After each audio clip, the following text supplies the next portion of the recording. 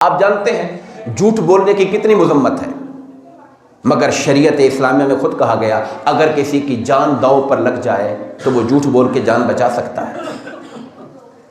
اگر آپ نے کسی دو جھگڑے ہوئے بندے ہیں ان میں صلح کروانے کے لیے آپ نے اپنی طرف سے بات بنا لی، انہوں نے کہی نہیں تھی، مقصد کیا تھا کہ صلح ہو جائے، کار خیر کے لیے آپ نے وہ کام کر لیا، شریعت نے کہا چلو ٹھیک ہے۔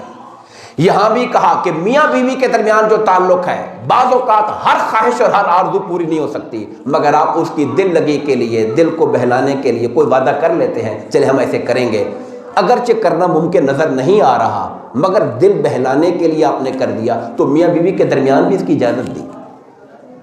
تو کار خیر مقاصد حسنہ ہے، اس کے لیے کسی کا نقصان نہیں ہو رہا ہے۔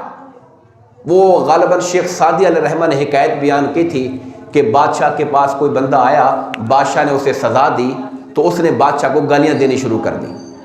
اس کی زبان اور تھی، بادشاہ زبان نہیں جانتا تھا۔ اس نے وزیروں سے پوچھا کہ یہ کیا بات کر رہا ہے، انہوں نے کہا جی گالیاں دے رہا ہے آپ کو۔ بادشاہ کا غصہ اور چڑھ گیا۔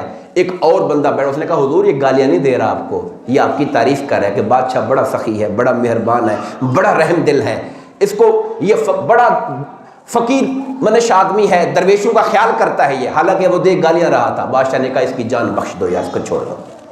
تو اس پہ شیخ سعدی نے لکھا اس بادشاہ نے یہ کہا اور تمہارا یہ سچ بولنا اس سے زیادہ اچھا اس کا جھوٹ بولنا تھا کہ تمہارا سچ اس کو مروا رہا تھا، اس کا جھوٹ اس کی جان بچا رہا تھا اس کی۔